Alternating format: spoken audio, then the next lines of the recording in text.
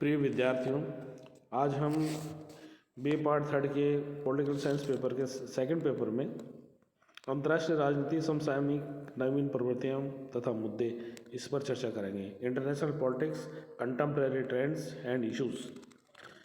इस टॉपिक पर बहुत सारे प्रश्न पिछले गत सालों में देखने को मिलते हैं और इस चैप्टर में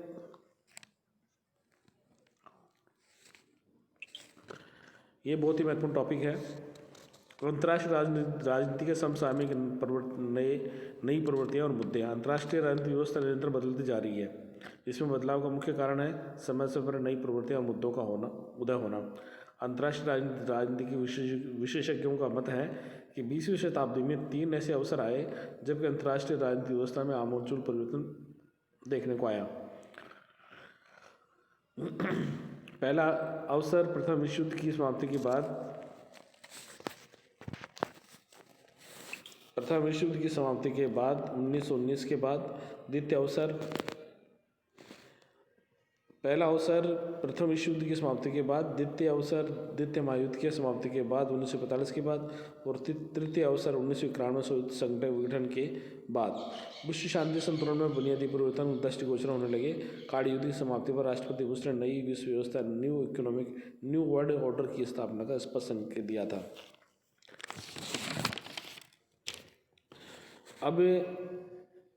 अब हम ये कह सकते हैं कि दुनिया बदल रही है और ये बदलाव का हर क्षेत्र में देखने को मिल रहा है। हर हिस्से में हो रहा है बदलाव। आर्थिक, राजनीतिक, सामाजिक, सांस्कृतिक और वित्तीय क्षेत्रों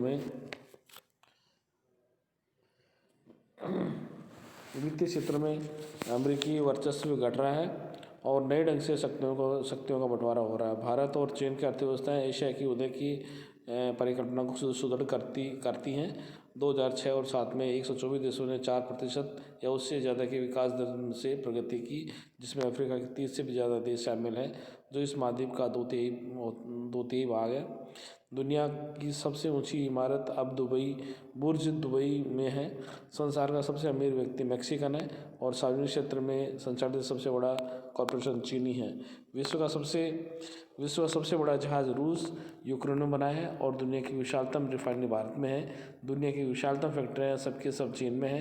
संयुक्त अरब अमीरात धन प्रदान करने वाले सबसे ज़्यादा अमीर निवेश कोषों का ठिकाना है। फिल्मों के निर्माण और टिकटों की बिक्री, दोनों मामलों में सबसे बड़ी फिल्म इंडस्ट्री हॉलीवुड नहीं बॉलीवुड है। दुनिया के टॉप 10 मॉल में से सिर्फ एक अमेरिका में है। सबसे बड़ा मॉल बीजिंग में है। तो इस तरह से यदि हम कहें संक्षेप में, अंतर्राष्ट्रीय राजनीति की नई प्रवृत्तियां उभरती हुई पहली है शीत युद्ध का अंत, end of the cold war. द्वितीय विश्व युद्ध के बाद विश्व की राजनीति की प्रमुख विशेषता संयुक्त राज्य अमेरिका और सोवियत संघ के बीच शीत युद्ध की राजनीति का चलन था। शीत युद्ध एक वैचारिक संघर्ष था जिसमें दो विरोधी जीवन पद्धतियाँ, उदारवादी लोकतंत्र तथा सर्वाधिकारवादी साम्यवाद, सर्वोच्चता प्राप्त करने के लिए संघर्ष करने लगे। 1919 के बाद पूरी यूरोप तथा सोवियत संघ से साम्यवादी शासन को विदाई दे दी गई तथा साम्यवादी दलों पर प्रतिबंध लगा दिया गया। सोवियत संघ तथा पूरी यूरोप में कम्युनिज्म का वर्तमान संकट मुख्यतः आर्थिक मोर्चे पर असफलताओं से उपजा। व्यक्ति का स्वतंत्रता, खुलापन और निजी संपत्ति अचानक महत्वपूर्ण हो गए। जो वर्षों से जी जान से लेनिन की विचारधारा का समर्थन करते आ रहे थे, अब चीख कर कह रहे हैं कि लोकतंत्र के बिना समाजवादी कल्पना नहीं की जा सकती है। तो इस तरह से शीत युद्ध का अवसान में सोवियत राष्ट्रपति गोर्बाचोव की ऐतिहासिक भूमिका रही। इसके लिए गोर्बाचोव को अंतर्राष्ट्रीय जनमत का असाधारण व्यक्ति माना जाता है।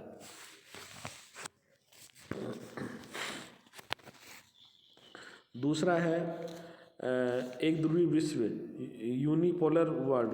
द्वितीय विश्व युद्ध के बाद द्वितीय महायुद्ध के बाद विश्व 2 शक्ति गुटों में विभाजित हो गया, जिसमें एक गुट का नेता संयुक्त राज्य अमेरिका, दूसरे गुट का नेता सोवियत संघ था। किंतु 20वीं शताब्दी के अंतिम दशक में ऐसा लगने लगा कि विश्व में एकमात्र महानतम शक्ति है और वह है संयुक्त राज्य अमेरिका।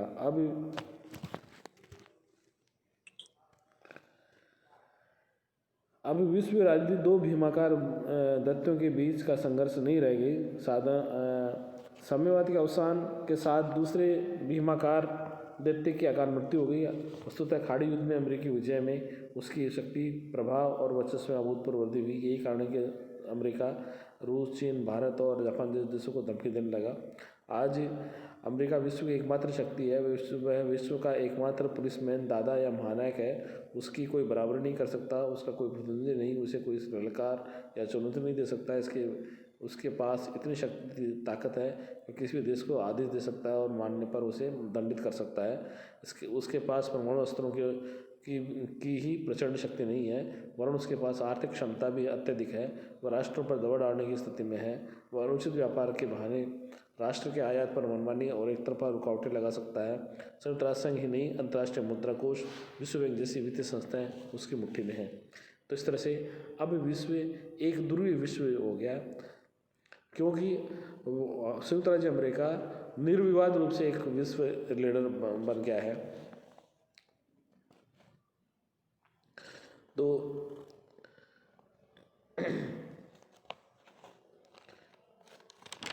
तीसरा पॉइंट है साम्यवाद का अवसान। क्लॉप्स ऑफ कम्युनिस्ट ब्लॉक के वर्ष 1991 में एक महान क्रांति हुई। पूरी यूरोप में साम्यवाद को कब्र में गाड़ दिया गया। 7 नवंबर 1989 को हंगरी में, 29 जनवरी 1990 में पोलैंड में, 18 मार्च 1990 को पूर्वी जर्मनी में और 23 मार्च 1990 को रोमानिया में, 11 जून 1990 को चेकोस्लोवाकिया में साम्यवादी शासन का अंत हो गया। फरवरी 2019 में सोवियत संघ की कम्युनिस्ट पार्टी की केंद्रीय समिति ने लेनिनवाद को ध्वस्त करने का क्रांतिकारी मार्ग अपनाया। उसने सोवियत संविधान के उस अनुच्छेद 6 के विलोपन का संकल्प लिया, जिसमें सोवियत संघ की कम्युनिस्ट पार्टी के सत्ता पर एकाधिकार की गारंटी दी गई थी। साथ ही प्रशासन की कार्यकारी शक्ति, प्रशासन सत्ता महासचिव के स्थान पर राष्ट्रपति को सौंपकर सरकार पर पार्टी के नियंत्रण को निष्प्रभावी करने का निश्चय किया गया। 1 फरवरी 1990 को सोवियत संसद ने मार्क्सवाद के एक मूल सिद्धांत को स्पष्टतः अस्वीकार कर दिया। उसने घोषणा की, पार्टी का विचार है कि उत्पादन के साधनों की स्वामित्व सहित निजी संपत्ति का अस्तित्व देश के आर्थिक विकास की वर्तमान अवस्था के प्रतिकूल नहीं है। समय दलों के पतन के बाद बहुदलीय व्यवस्था, स्वतंत्र निर्वाचन, बाजारोन्मुख अर्थव्यवस्था अपनाने में पूर्वी यूरोप और सोवियत गणराज्यों में स्वतंत्रता की बाहर आ गई। अब उदारवादी पूंजीवादी व्यवस्था से प्रतियोगिता करने वाली विचारधारा जनशक्ति गुट का अभाव नजर आता है। अब तो सभी मार्ग पूंजीवाद की ओर चल पड़े। नेक्स्ट है जर्मनी का एकीकरण, यूनिफिकेशन ऑफ जर्मनी। 3 अक्टूबर 1990 को जर्मनी का एकीकरण हो गया। बिना युद्ध संघर्ष के 45 वर्ष बाद 2 राष्ट्रों का हर्षोल्लासपूर्ण एकीकरण आधुनिक इतिहास की महत्वपूर्ण घटना है। अगस्त 1961 में बर्लिन की दीवार खड़े होने के बाद तो वहाँ माइंस बिछाकर तारों की बाड़ लगाई गई थी ताकि कोई सीमा पार न कर सके। लेकिन 9 नवंबर 1989 को बर्लिन की दीवार तोड़ने से पूर्व बीच के लगभग 29 वर्षों में 1,78,182 लोग उसको लांग कर या उसके नीचे से दूसरी तरफ भाग निकले। 40,101 ने अपनी जान जोखिम में डाली और इस कोशिश में 192 लोगों ने अपनी जान गंवाई। जर्मनी के एकीकरण के प्रयत्नों में सबसे बड़ी सफलता उस समय मिली जब 9 नवंबर 1989 को बर्लिन को 2 भागों में बांटने वाली बर्लिन की दीवार को तोड़ने का काम शुरू हुआ। इसके बाद 18 मार्च 1990 को पूरी यूरोप में पहली बार स्वतंत्र चुनाव हुए। फिर 1 जुलाई 1990 को दोनों जर्मनियों का आर्थिक एकीकरण हुआ और दोनों देशों की मुद्रा एक हो गई। 4 अक्टूबर 1990 को चांसलर हेलमुट कोल के नेतृत्व में एकीकृत जर्मनी की नई सरकार दृढ़ हो गई। क्षेत्रफल में कांग्रेस फ्रांस से छोटा, किंतु आज़ादी के लिहाज से 7.8 करोड़ लोगों का देश एकीकृत जर्मनी यूरोप में सबसे शक्तिशाली केंद्र बनकर उभरा। नेक्स्ट है गुटेनबर्ग आंदोलन की प्रासंगिकता। अंतर्राष्ट्रीय रिलेवेंस ऑफ नाम। अंतर्राष्ट्रीय राजनीतिक व्यवस्था में आए परिवर्तनों से गुटरबेक्स आंदोलन के प्रासंगिकता का प्रश्न विचारणीय मुद्दा बन गया। शीत युद्ध के अंत में द्विध्रुवीय विश्व व्यवस्था के स्थान पर एक ध्रुवीय व्यवस्था के उदय, सोवियत संघ के पतन आदि से सहज ही ये प्रश्न किया जाने लगा कि क्या निर्गुट आंदोलन अप्रासंगिक हो गया है।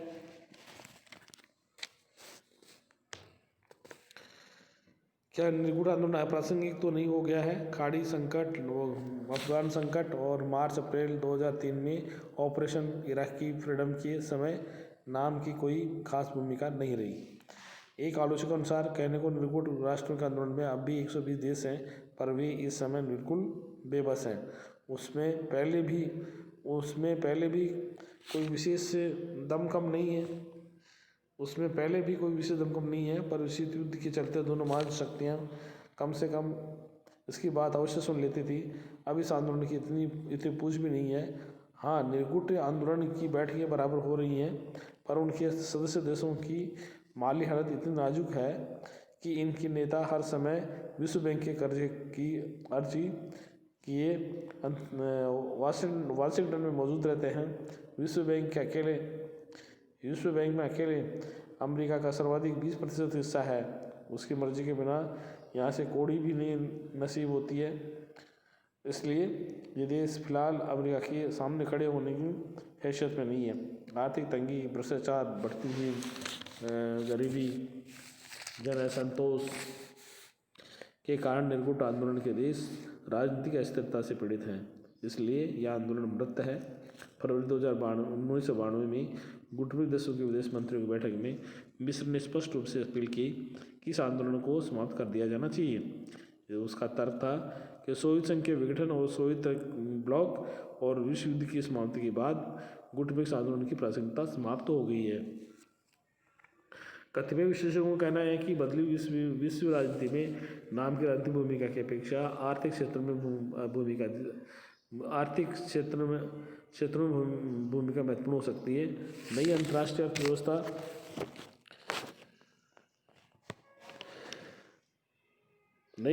अर्थव्यवस्था की स्थापना तथा दक्षिण सहयोग के लिए नाम महत्वपूर्ण मंच साबित होगा।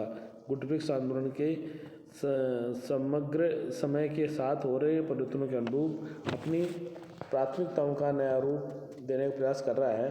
गुटरबेक आंदोलन की भूमिका में नई स्फूर्ति देना एक मुद्दा है। इसमें पिछले कुछ समय से आंदोलन का ध्यान लगा हुआ है।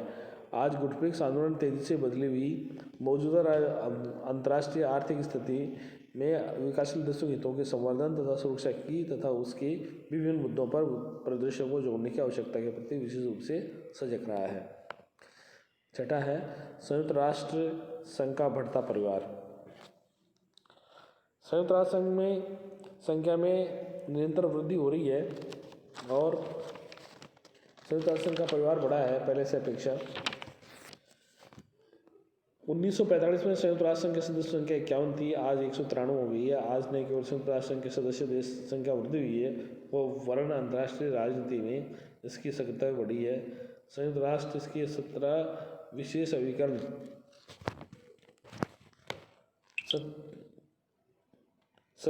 अभिकरण 14 मुख्य कार्यक्रम तथा निधियां विश्व के किसी भी कोने में प्राय सभी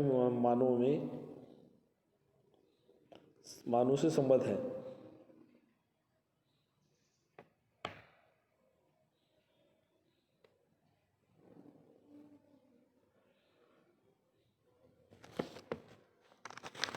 तो इस प्रकार से संयुक्त राष्ट्र संघ का सदस्य संख्या पहले से अधिक बढ़ी है।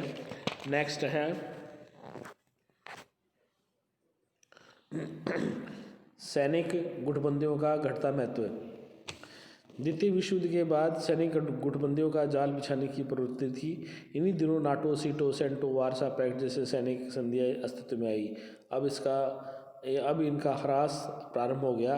वार्सा पैक्ट का अंत कर दिया गया और नाटो भी नाममात्र का संगठन बना हुआ है। नाटो के स्वरूप में बुनियादी परिवर्तन कर दिया गया है। शीत युद्ध में कमी के आने के साथ नाटो की शान भांति वार्सा समझौता भी शिथिल होने लगा था। चीन समर्थक अल्बानिया 1968 में इस समझौते से पृथक हो गया था। रोमानिया और चेकोस्लोवाकिया में भी इसका विरोध करना आरंभ कर दिया था। पोलैंड के श्रमिक आंदोलन अक्टूबर-नवंबर 1980 द्वारा भी इस समझौते का विरोध किया गया था। दोनों महाशक्तियों के बीच भी शीत युद्ध समाप्त हो जाने तथा तनाव शैथिल्य के युग का उदय होने के कारण सोवियत राष्ट्रपति गोर्बाचोव ने वार्सा पैक्ट तथा नाटो जैसे सैनिक गठबंधनों को समाप्त करने का सुझाव दिया था।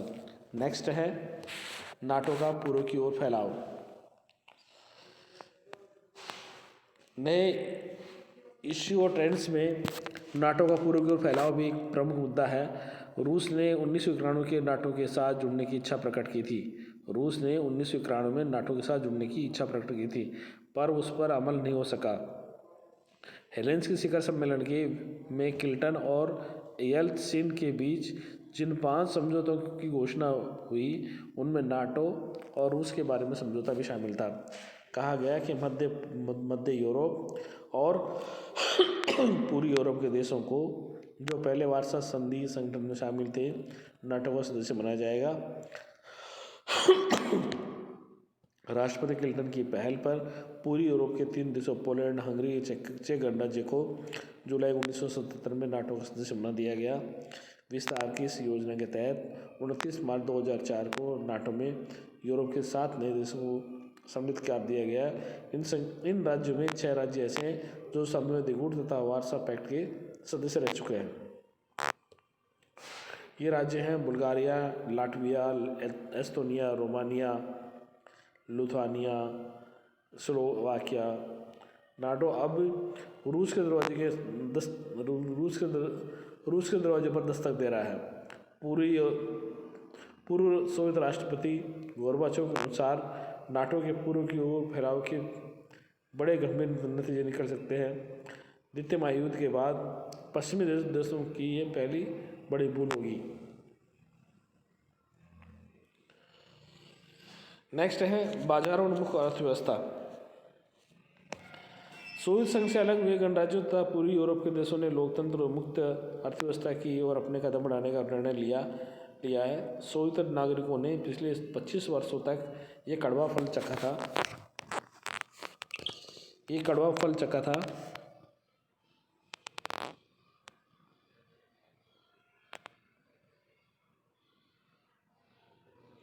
उन्होंने पूंजीवाद के विरुद्ध एक बेहतर तंत्र बनाने के लिए कम्युनिज्म का निर्माण करने का प्रयत्न किया, किंतु उनका प्रयत्न अत्यंत निराशाजनक रूप में असफल रहा। 1989-91 में अनेक देशों का कम्युनिस्ट साम्राज्य ताश के महल की भांति धराशायी हो गया। सोवियत संघ और यूरोप के नागरिकों के सामने अब इसके अतिरिक्त कोई चारा न था कि वे साम्यवाद को अपने देश से किसी गंद की तरह साफ कर दें और अपनी उन्नति के लिए नवीन उपायों खोज करें। मुक्त अर्थव्यवस्था या पूंजीतंत्र ने अपनी क्षमता को पिछले 2 शताब्दियों से सिद्ध किया हुआ है।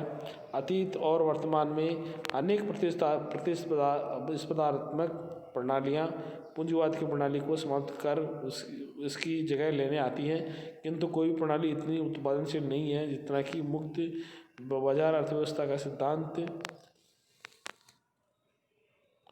और उसकी कार्यप्रणाली रही। ऐसा इसलिए हुआ कि पूंजीवाद मुक्त अर्थव्यवस्था एक साम्यवाद जैसा कृत्रिम